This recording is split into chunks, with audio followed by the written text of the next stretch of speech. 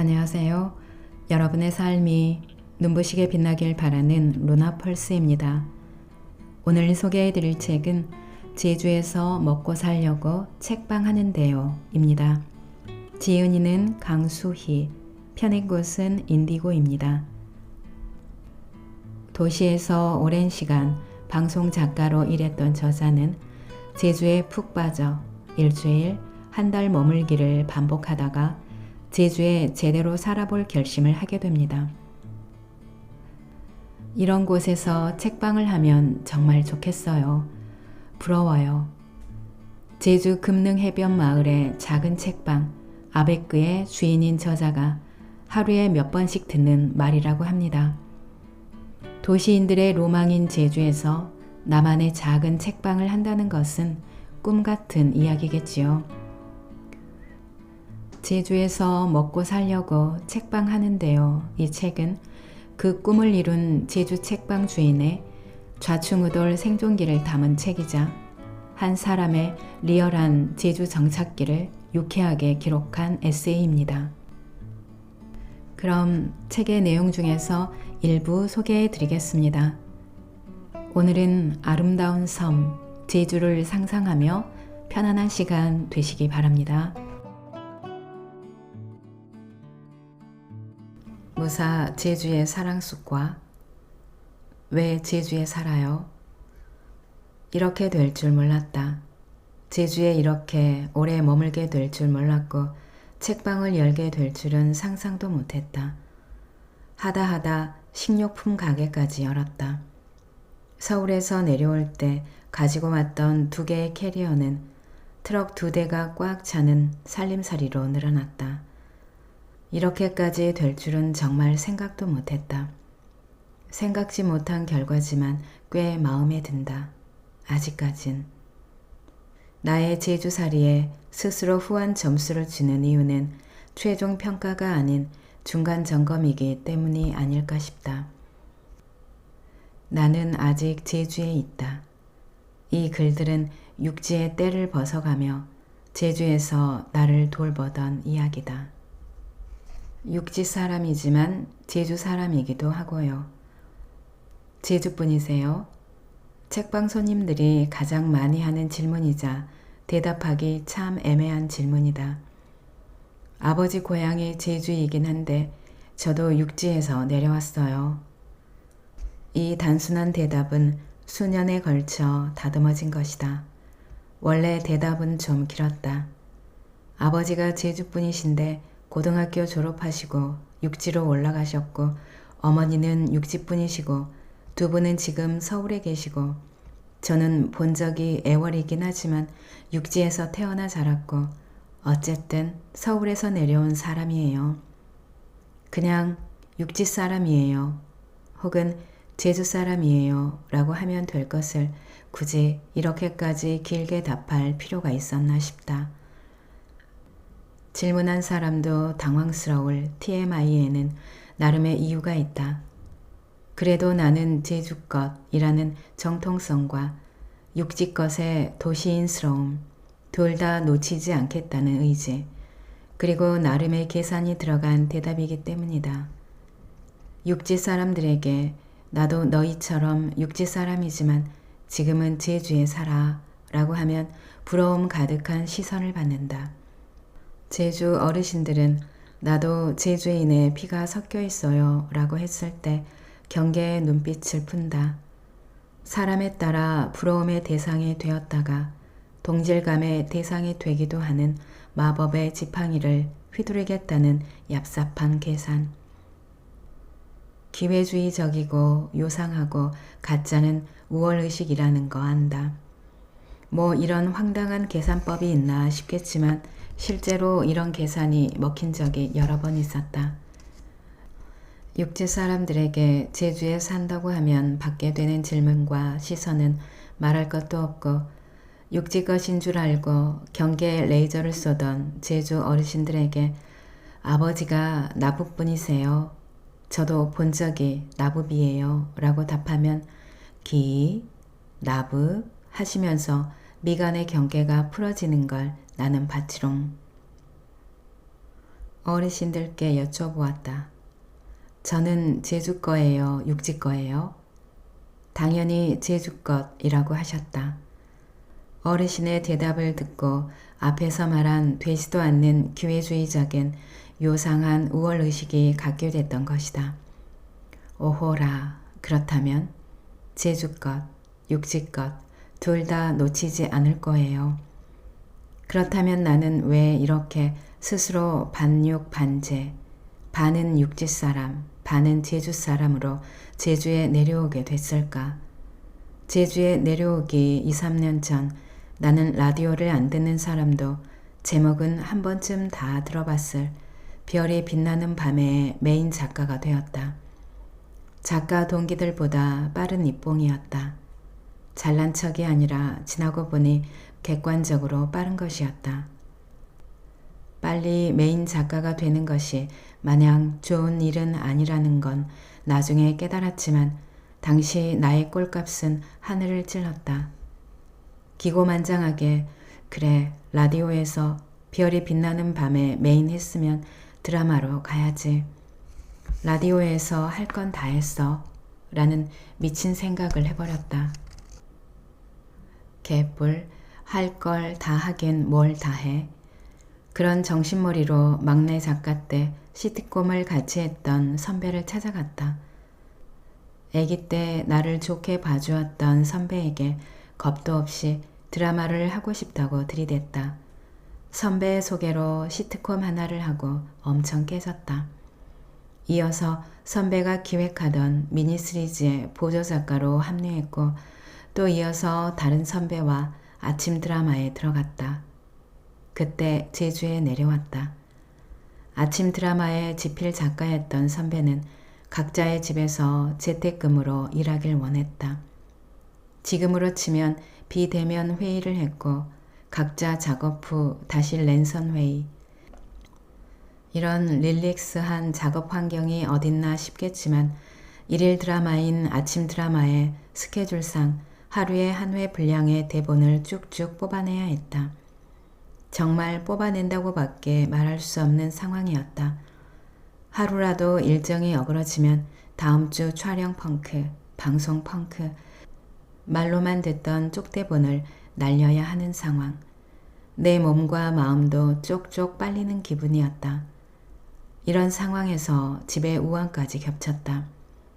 안 그래도 드라마 작업 때문에 신경이 바짝바짝 곤두서고 짜증 예민 보스인데 온종일 눈물바람인 엄마를 보고 있자니 누가 물 적신 수건으로 재갈을 물리고 머리에 검은 비닐봉지를 씌워놓은 것 같았다.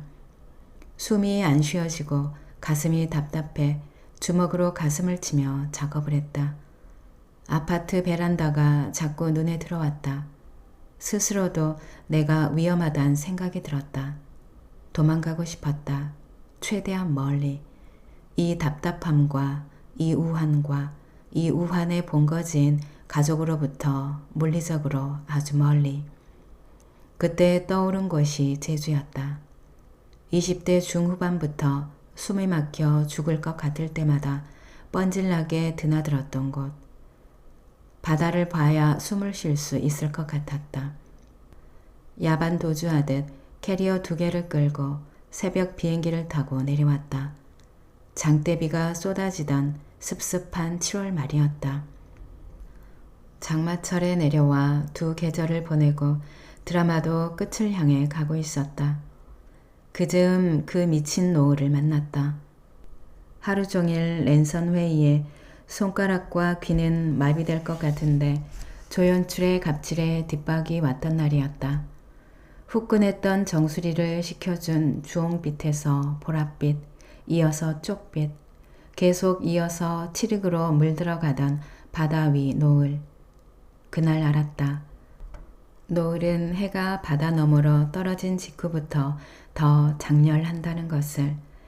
남은 태양빛이 사라지고 낚시꾼들의 붉은 실루엣이 검은 바다빛에 섞일 때까지 멍하니 보고만 있었다. 오늘 무엇 때문에 화가 났던가 기억도 나지 않았다. 그날 숙소로 돌아오는 길에 깨달았다. 아니, 다짐했다. 제주에 살아야겠다. 제주에 살면 살 수 있겠다. 그 이후 제주에 내려와서도 크고 자잘한 빡침들은 어김없이 있었다. 왜 아니겠는가? 제주가 지상 낙원은 아니고 내가 틴나탄 스님도 아니니 당연히 빡침이 없을 수는 없지. 심지어 나는 화가 많은 체질인데 하지만 나는 나만의 빡침 중화제를 찾아냈다. 붉은색 유화 물감을 때론 거칠게 때론 부드럽게 터치해 놓은 노을들이 빡침의 농도를 묽게 만들어 준다는 걸. 내일이 없는 듯한 그 노을이 나를 캄다운 시켜주었다. 진정제가 되어주었다. 이것이 제주에 내려와 살아도 되겠다. 살아야겠다고 결심한 이유다. 싱겁다면 싱겁지만 이 결정적 장면은 여전히 나에게 진정제 역할을 해주고 있다. 그리고 미친 노을은 한 번도 같은 얼굴을 보여준 적이 없다.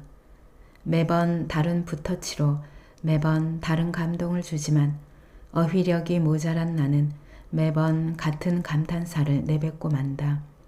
우와, 미쳤다, 진짜. 가끔은 해 입을 벌린 채 저 미친 노을을 오래도록 가만히 바라보는 게 날고 기는 어휘력을 발휘해 떠드는 것보다 낫다.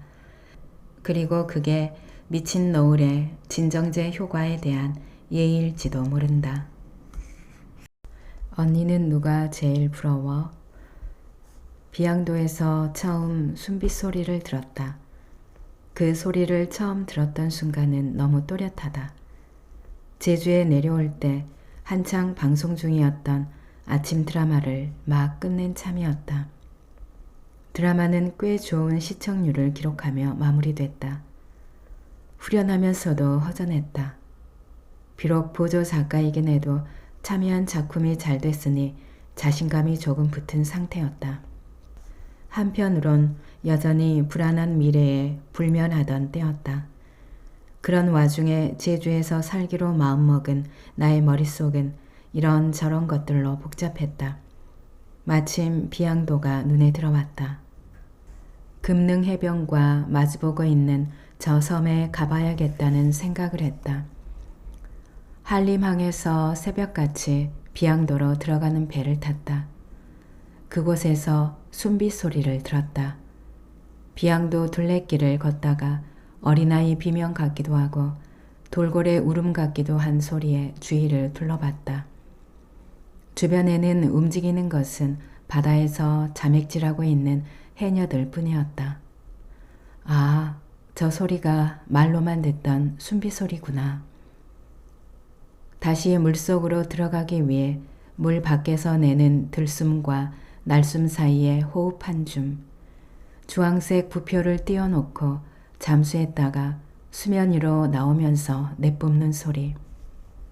너무도 신비로웠다. 물질하는 해녀들과 내가 저 휘파람 같은 소리로 묶이는 듯했다. 한낮에 만난 비현실적인 소리에 나는 홀리고 있었다.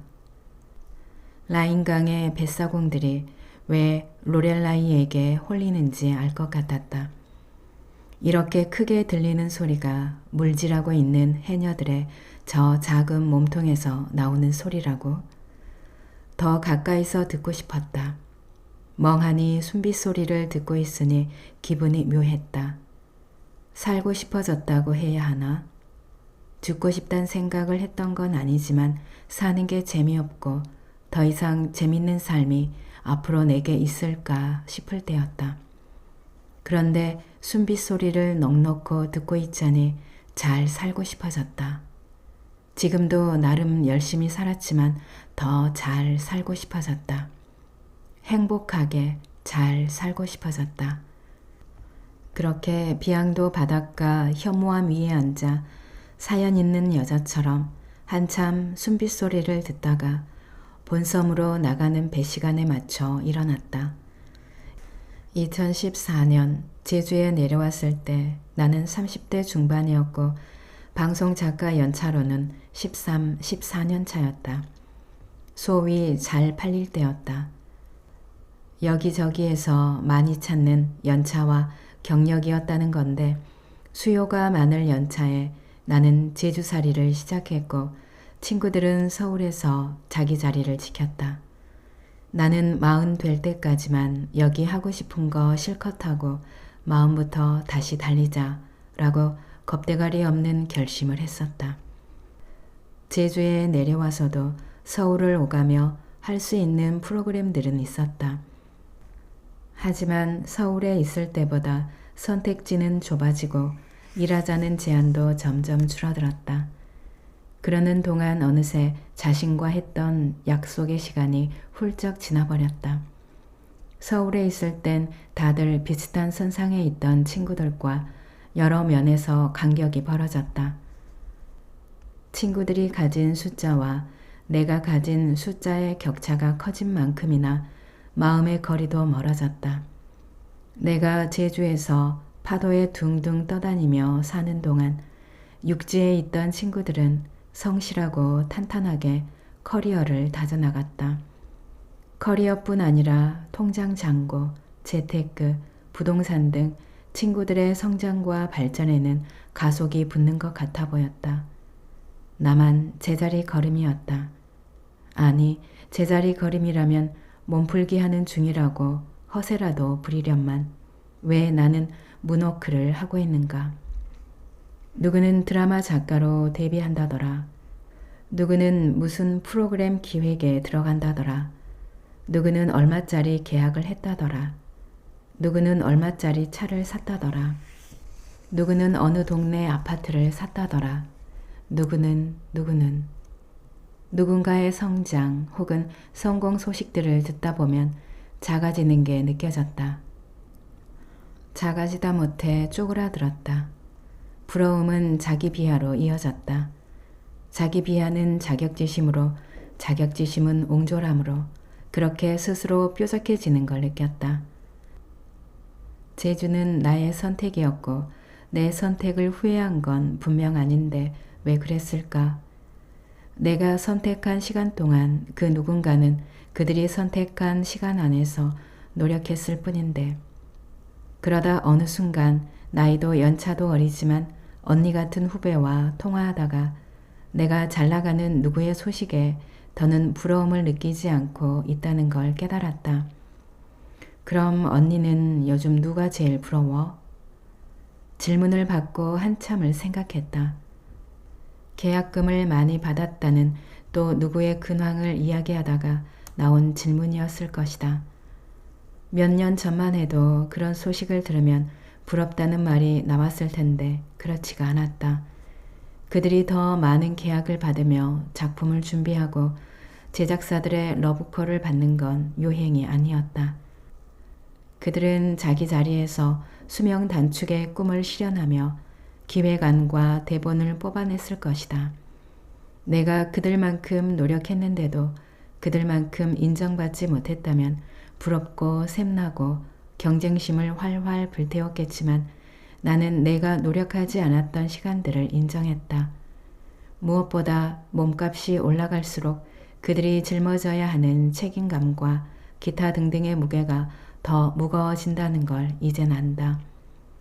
그래서 쉽게 부럽다는 말을 하지 않게 되었다. 나는 그런 부담감으로부터 도망치고 있었으니까. 부러운 사람이 없는 게 부럽네. 후배는 내가 부럽다고 했다. 부러운 상대가 없는 상태가 좋은 거 아니냐고. 하지만 나도 인간인지라 부러운 사람은 없을지 몰라도 스스로 작아지다 못해 옹졸해질 때가 있다. 옹졸함을 넘어 뾰족해진다. 그래서 더 뾰족해지지 않으려고 열심히 아베크를 살릴 궁리를 해야 한다. 곳간에서 인심난다고 지갑의 두께가 인성과 인격을 좌지우지하는 인간이 바로 나라는 걸 알기에 잘 나가는 누구누구의 소식에도 쪼그라들지 않으려면 나는 나의 곳간 아베크를 잘 키워야 한다. 그래도 잘 나가는 누구가 될 수 있는 그대들의 소식 무태서 섬으로 종종 전해주오. 이젠 부럽지도 않지만 쉬 쪼그라들지도 않으니 걱정 마시고 언제나 그대들이 잘들 살고 있는지, 힘든 일은 없는지, 제주에 사는 나에게 연락하고 싶은데 너무 오랫동안 연락하지 않아 머뭇거리고 있는 건 아닌지 궁금합니다. 제주가 날 받아주었던 것처럼 나의 아베크와 오 사랑이 그대들을 받아주는 날이 꽤 오래도록 이어지길 바라면서 무태 소식들을 기다립니다.